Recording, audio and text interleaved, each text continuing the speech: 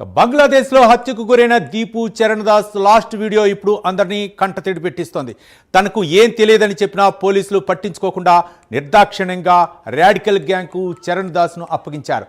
పోలీసులు దగ్గరుండి చరణ్ దాస్ ను రాడికల్ గ్రూప్స్ కు అప్పగించడంతో ముఠారెచ్చిపోయింది. విచక్షణారహితంగా దాడి చేసి హతమార్చడమే కాకుండా బట్టలోడు తీసి చెట్టుకు కట్టి తగలబెట్టారు.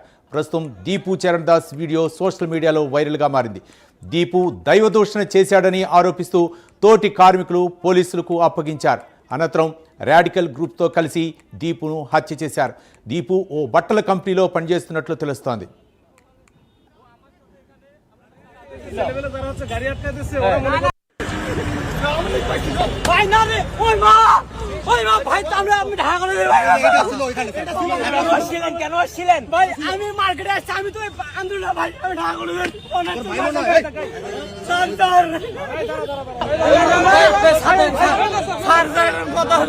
আমি দেখাচ্ছি স্যার এটা কোনো কথা ভাই মারছে ভাই ডিসি মাসিদ আসলে আমাকে মারি ফেলতো উনি আসে সেভ করছে আমরা তুমি আগে যাও আমি এইখানে হলে যাব না হাসপাতালে যাব ও আমার সাথে এখানে আমরা সাথে ছেলেবেলা যারা হচ্ছে গাড়ি আটকে দিচ্ছে ওরা মনে করতেছে এও মনে ওদের সাথে না ভাই আপনাদের ক্যাম্পাস থেকে করেছি. ఢిల్లీలోని బంగ్లాదేశ్ హై కమిషన్ కార్యాలయం దగ్గర ఉద్రిక్త వాతావరణం నెలకొంది. బంగ్లాదేశ్లోని హిందువులపై జరిగిన దాడులకు నిరసనగా విహెచ్పి పలు హిందూ సంఘాలు ఆందోళనకు దిగాయి. కార్యాలయం లోపలికి వెళ్లేందుకు హిందూ సంఘాలు ప్రయత్నిస్తున్నాయి. అడ్డుకున్న పోలీసులతో హిందూ సంఘాల నేతలు వాగ్వాదానికి దిగారు. బారికేడ్లను తోసుకుంటూ వెళ్లేందుకు ప్రయత్నిస్తున్నారు. దాంతో పోలీసులు ఆందోళనకారులపై లాఠీచార్జ్ చేస్తున్నారు.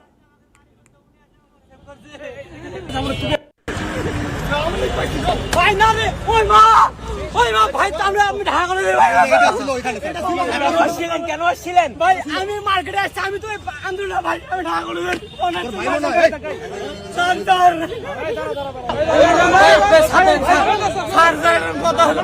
আমি দেখাচ্ছি স্যার এটা কোনো কথা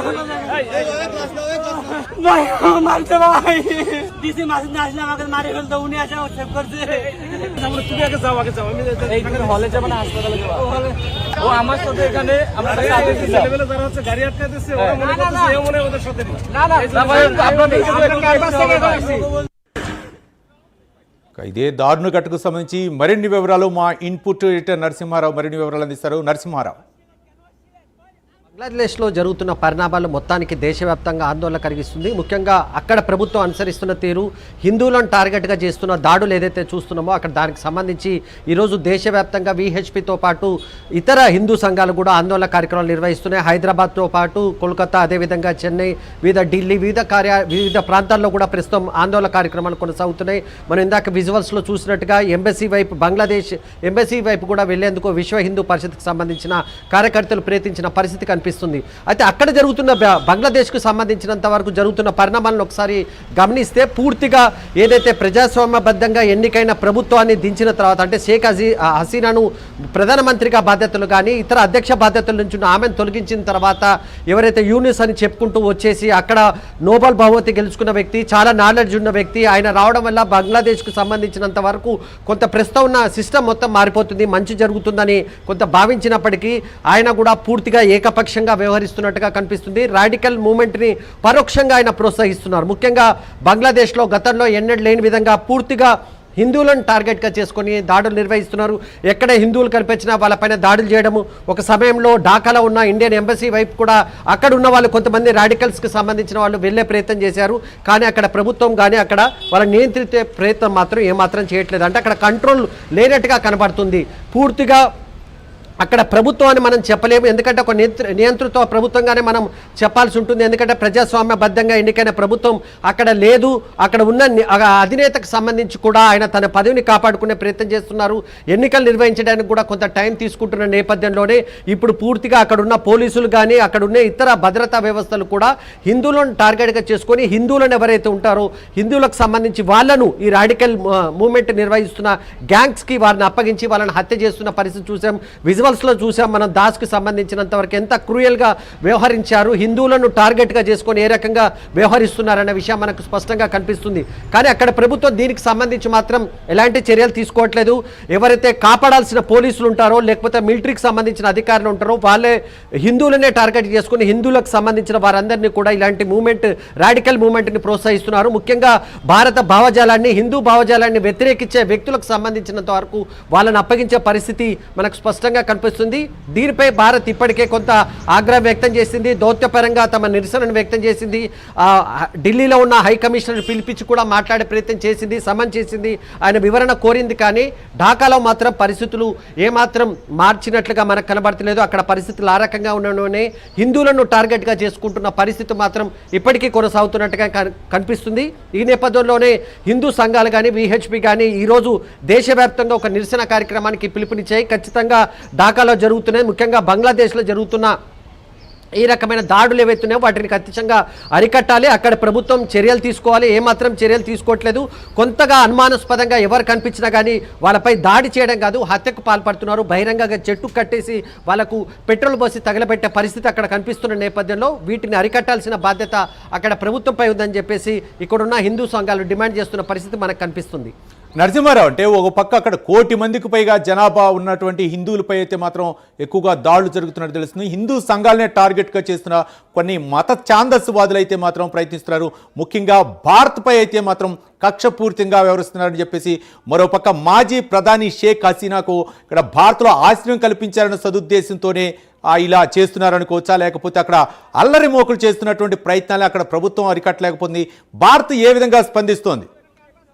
ఖచ్చితంగా మనం ఏదైనా కామెంట్ చేయాలంటే అది యూనిస్నే కామెంట్ చేయాల్సి ఉంటుంది. ఆయన మొత్తాన్ని ప్రస్తుతం కంట్రోల్ చేస్తున్నారు. ఆయనకు సంబంధించినంత వరకు ఆయన చేతిలో ప్రభుత్వం ఉంది, ఆయన కంట్రోల్ చేయాలి. మిలిటరీ ఆయన చేతిలో ఉంది, పోలీసులు వ్యవస్థ ఆయన చేతిలో ఉంది. నిజానికి భారత్ బంగ్లాదేశ్ల మధ్య చాలా సన్నిహితమైన సంబంధాలు ఉన్నాయి మొదటి నుంచి. షేక్ హసీనా కాలం నుంచి కానీ గతంలో ఉన్న చరిత్ర కూడా చూస్తే బంగ్లాదేశ్కు సంబంధించి భారత్కు సంబంధించి మంచి సంబంధాలే చాలా రోజుల పాటు ఉన్నాయి. ఎలాంటి ఇబ్బంది లేదు. భారత్కు సంబంధించినంత వరకు అక్కడ 1 కోటి మందికి పైగా ఎవరైతే నివసిస్తున్నారో హిందువులకు సంబంధించి కూడా వాళ్ళు కూడా ఎలాంటి పరిస్థితి, ఇలాంటి ఇప్పుడున్న పరిస్థితులు ఏ రోజు కూడా ఎదుర్కొన్న పరిస్థితి మనకు కనిపించలేదు. చాలా ఫ్రెండ్షిప్గా ఉన్న పరిస్థితి కనిపించింది. అన్నదమ్ములుగా ఉన్నారు. భారత్ కూడా చాలా విషయాలకు సంబంధించి బంగ్లాదేశ్లో వరదలు వచ్చినప్పటికీ ఇతర రకాలైన ఏ సమస్యలు వచ్చినా భారత్ బంగ్లాదేశ్ని ఆదుకునే ప్రయత్నం చేసింది. కానీ ఎప్పుడైతే షేక్ హసీనా వెళ్ళిపోయిందో ఆ తర్వాత వచ్చిన ప్రభుత్వం అనుకోవచ్చు, మనమైతే ఒక నియంతృత్వమనే చెప్పుకోవాలి. అది ప్రభుత్వం కాదు, ఎందుకంటే ప్రజాస్వామ్యబద్ధంగా ఎన్నుకున్న ప్రభుత్వాన్ని అక్కడ ప్రస్తుతం లేదు కనుక అక్కడ ఏకపక్షంగా వ్యవహరిస్తున్నారు. ముఖ్యంగా ఇక్కడ ఎక్కడో చోట్ల హిందువులకు సంబంధించి ముఖ్యంగా భారతదేశానికి వ్యతిరేక శక్తులు ప్రస్తుతం బంగ్లాదేశ్ కేంద్రంగా పనిచేస్తున్నాయంటే అవునని మనం చెప్పుకోవాల్సి ఉంటుంది. ఎందుకు ఇప్పుడు ఒక షెల్టర్గా మారుతుంది. ముఖ్యంగా ఇండియాకు సంబంధించినంత వరకు యాంటీ ఫోర్స్లు ఏవైతే ఉన్నాయో, అదేవిధంగా హిందువులను వ్యతిరేకించే వాళ్ళు ఎవరైతే ఉన్నారో వాళ్ళు కూడా ప్రస్తుతం బంగ్లాదేశ్ని ఎంచుకొని అక్కడి నుంచి ఇది యాక్టివిటీ ఏమైనా చేస్తున్నారా, ఇది కొంత కీలకంగా మారుతుంది. భారత్ కూడా దీనికి సంబంధించి కొంత సమాచారాన్ని సేకరిస్తుంది. ఎందుకు ఈ రకమైన పరిణామాలు జరుగుతుంది, హిందువులనే టార్గెట్గా చేసుకొని ఎందుకు ఈ రకంగా చేస్తున్నారు, అంతర్జాతీయ సమాజంలో ప్రస్తుతం బంగ్లాదేశ్లో నెలకొన్న పరిణామాలను అంతర్జాతీయ సమాజంలో ఏ రకంగా ఎక్స్పోజ్ చేయాలనే అంశానికి సంబంధించి కూడా ఇండియన్ ఎంబసీకి సంబంధించిన అధికారులు కానీ అదేవిధంగా ఎక్స్టర్నల్ మినిస్ట్రీ ఏదైతే ఉందో ప్రస్తుతం ఆ పనిలో ఉన్నట్టుగా మనకు కనిపిస్తుంది. ఖచ్చితంగా బంగ్లాదేశ్లో జరుగుతున్న యాక్టివిటీస్ని ఎక్స్పోజ్ చేయడంతో పాటు అక్కడ హిందువులను ఏ రకంగా కాపాడాలనే అంశానిపైన కూడా కేంద్ర ప్రభుత్వం కొంత దృష్టి సారించినట్టుగా కనిపిస్తుంది. దీనికి సంబంధించిన యాక్టివిటీస్ని వచ్చే వారంలో కొంత పెద్ద ఎత్తున చేసే అవకాశం ఉంది. ఎందుకు ఈ రకంగా జరుగుతుంది, నేరుగా అక్కడ ప్రభుత్వంతో కొంత చర్చలు జరిపే ప్రయత్నం చేస్తుంది. అక్కడ అధికారుల నుంచి సమాచారం అయితే వస్తుంది కానీ హిందువులను మాత్రం కాపాడలేకపోతున్న పరిస్థితి మాత్రం మనకు స్పష్టంగా కనిపిస్తుంది. నరసింహారావు, అంటే ఒకసారి బంగ్లాదేశ్ చరిత్ర కనుక చూసుకుంటే గతంలో పాక్ నుంచి తీవ్రమైనటువంటి ఇబ్బంది పరిస్థితి ఏర్పడింది. అలానే విముక్త బంగ్లాదేశ్ని కల్పించింది భారత ప్రభుత్వం. తర్వాత ఆర్థికంగా స్నేహపూర్వకంగా రకరకాలైనటువంటి సహాయ సహకారాల్లో ఆపన్న హస్తం అందించింది భారత్. ఈ నేపథ్యంలోనే అక్కడ తయారైనటువంటి ఆ రాజకీయ వర్గాలు అవ్వచ్చు, మరోపక్క రిజర్వేషన్ల పేరుతోటి అప్పుడు ప్రభుత్వాన్ని కూడా కూలగొట్టారు. షేక్ హసీనా నేతృత్వంలోని పార్టీని అక్కడ కూలగొట్టడం కూడా జరిగింది. అయితే హసీనాకు భారత ఆశ్రయం కల్పించింది. ఈ నేపథ్యంలో కొంతమంది మత ఛాందస్వాదులు దీని వెనక పాకిస్తాన్ హస్తం కూడా ఉన్నటువంటి ఆరోపణలు కూడా వినిపిస్తుంది. దీన్ని ఏ విధంగా చూడొచ్చు అంటారు నరసింహారావు? ఖచ్చితంగా ఒక దేశానికి సంబంధించి అక్కడ ఇబ్బంది ఉన్నప్పుడు ఆ దేశానికి సంబంధించిన వివిధ హోదాలో పనిచేసిన వాళ్ళు వివిధ దేశాల ఇతర ప్రాంతాలకు వెళ్ళి షెల్టర్లు తీసుకుంటారు. ఇది కొత్త విషయం ఏం కాదు. గతంలో చాలా సందర్భాల్లో జరిగింది. రష్యా యుద్ధం సందర్భంగా ఆ దేశానికి సంబంధించిన వాళ్ళు లండన్ వెళ్ళి ఆశ్రయం తీసుకున్న పరిస్థితి కనిపించింది. ఇతర ప్రాంతాల్లో కూడా ఆ రకంగా పాకిస్తాన్లో ఎప్పుడు ఏ గొడవ జరిగినా కానీ పాకిస్తాన్ ప్రధానమంత్రి అప్పటి వరకు ఉన్న వాళ్ళు లండన్లో వెళ్ళి ఆశ్రయం తీసుకుంటారు. ఇదేం కొత్త ఏం కాదు. ఇది కేవలం షేక్ హసీనా విషయంలోనే భారత్ ఆశ్రయం కల్పించింది కనుక అక్కడ వ్యతిరేకత రావాలంటే అలాంటిది ఏమీ ఉండదు. ఆశ్రయం కల్పించడం అన్నది ప్రభుత్వాలకు కొంత బాధ్యతగా చూస్తాయి. దానికి సంబంధించి దౌత్యపరంగా ఎలాంటి చర్యలు తీసుకోవాలో బంగ్లాదేశ్కు తెలుసు, భారత్కు కూడా తెలుసు. ఈ విషయానికి సంబంధించి మాత్రం కొంత వివాదం అయితే ఉన్నట్టుగా మనకు కనిపిస్తుంది. మీరు అన్నట్టుగానే షేక్ హసీనాకు ఇక్కడ షెల్టర్ ఇవ్వడానికి మాత్రం అక్కడున్న మత ఛాందసవాదులు కానీ లేకపోతే యూనస్ అని మన పేరు పదే పదే ఎందుకు చెప్తున్నాం అంటే యూనస్ పైన చాలా నమ్మకంతో అక్కడ యువత ఆయనకు ఒక బాధ్యత అప్పగించారు. మీరు రాండి, మీరు ఎందుకంటే నోబెల్ బహుమతి గెలుచుకున్నారు, మీ ఆలోచనలు బాగుంటాయి కనుక మీరు వచ్చిన తర్వాత బంగ్లాదేశ్ రూపురేఖలు మారుతాయి, బంగ్లాదేశ్ అభివృద్ధి చెందుతుంది. ప్రస్తుతం ఆ రకమైన పరిస్థితి లేదు. ఆయన వచ్చిన తర్వాత రాడికల్ మూవ్మెంట్ పెరిగింది. హిందువులకు సంబంధించిన వ్యతిరేక విధానాలు ప్రారంభమై భారత్ వ్యతిరేక విధానాలకు ఒక రకంగా ప్రోత్సాహకం ఇచ్చే పరిస్థితి కనిపిస్తుంది. నెక్స్ట్ టు భారత్కి నెక్స్ట్గా ఉన్న బంగ్లాదేశ్కు సంబంధించి ఈ రకమైన పరిణామాలు మాత్రం ఇండియా సీరియస్గా తీసుకుంటుంది. ఎప్పుడు కూడా ఇలాంటి పరిణామాలు జరగలేదు. మనం ఇందాక మాట్లాడుకున్నట్టుగానే బంగ్లాదేశ్కి గతంలో ఎలాంటి సమస్య వచ్చినా అది ఆర్థికంగా కానీ సామాజికంగానే ఇతర రకాలుగా ప్రకృతిపరమైన సమస్యలు వచ్చినప్పుడు కూడా భారత్ ఆ దేశానికి అండగా ఉంది. నిజానికి ఈరోజు బంగ్లాదేశ్ ఏర్పడిందంటే దానికి కారణం ఇండియానే ఖచ్చితంగా చెప్పుకోవాల్సి ఉంటుంది. పాకిస్తాన్తో కలిసి ఉన్నప్పుడు వాళ్ళు ఎదుర్కొన్న సమస్యలు వాటన్నిటికీ విముక్తి కల్పించడంలో భారత్ కీలక పాత్ర పోషించింది. అందుకోసమే మొదటి నుంచి బంగ్లాదేశ్లో చాలా మంది అక్కడ ప్రజలకు సంబంధించి మనం పూర్తిగా అక్కడ ప్రజల్ని తప్పుపట్టలేం కానీ అక్కడ కొద్ది మంది మత ఛాందసవాదులు కానీ రాడికల్ మూవ్మెంట్ నిర్వహించే వాళ్ళు కానీ ఇప్పుడున్న ప్రభుత్వం వాళ్ళకి సపోర్ట్ చేయడం వల్లనే ఈ మొత్తం పరిణామాలు జరుగుతున్నట్టుగా మనకు కనిపిస్తుంది. సో దీనికి ఖచ్చితంగా ఒక బ్రేక్ అయితే ఇవ్వాలి. కేంద్ర ప్రభుత్వం కూడా దీనికి సంబంధించి కొంత సీరియస్గానే ఉన్నట్టుగా తెలుస్తుంది. హిందూ సంఘాలు కూడా ఈరోజు దేశవ్యాప్తంగా ఆందోళన కార్యక్రమాలు నిర్వహిస్తున్న పరిస్థితి మనకు కనిపిస్తుంది. Right, thank you Narasimha Rao.